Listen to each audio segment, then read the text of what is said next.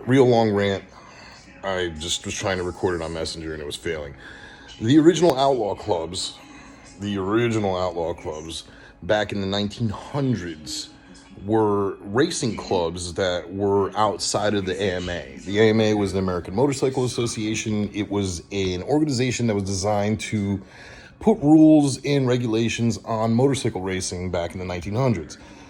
The original clubs, the booze fighters, the outlaws, all these fucking people, like the old renegades, they originally started because they wanted to form outside of the AMA. They believed that the AMA was a tyrannical organization. It was, the rules and regulations were very difficult to deal with. You had very specific CC ratings and so on and so forth. So these guys said, fuck you, basically.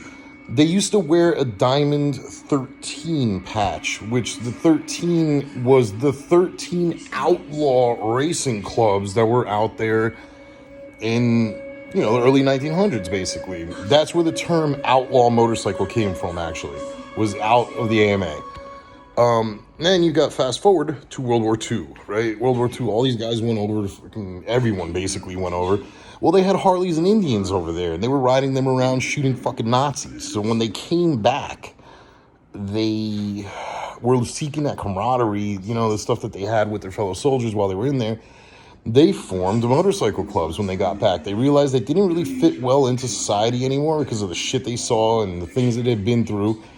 They kind of wanted to go by their own set of rules rules that abided during war that just didn't fit in society real well. So the Hells Angels were formed.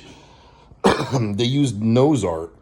The actual death head, the Hells Angels death head, was nose art on a bomber. And these guys had served in that bombing brigade. And when they came back, they took the death head, they stuck it on the back of a fucking motorcycle jacket, and they were the Hells Angels. These guys, again, they were just hard partying, drunks, fuck the cops, fucking wheelies, hail Satan, drink whiskey, all that bullshit.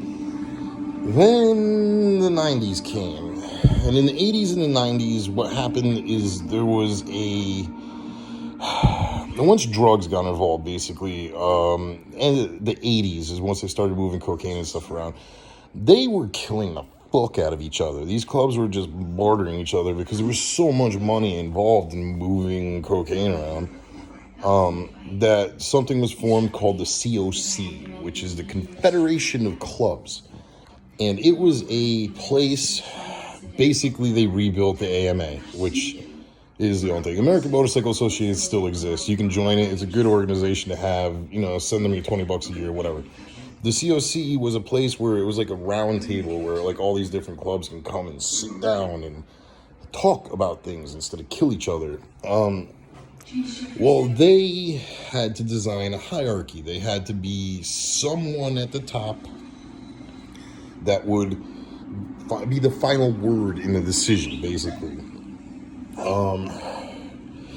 So they decided to take the dominant outlaw club in the area. Like Florida would be the Outlaws, California would be the Hells Angels, Texas would be the Banditos, and they put them at the tippy top, the very tippy top, of this organization, and they were the final say in everything that was spoken. So if your little, Roadrunner MC had an issue with Wile E. Coyote MC, you would sit there, and instead of shooting each other, you would go to a meeting with the COC, and, if you were in Florida, the Outlaws would be like, hey, Wile E. Coyote's wrong, so fuck you, Now, it worked. It worked great, but like any of these motherfucking organizations like that, they realized that they had a little taste of power, and they got bigger and bigger and bigger and bigger and bigger.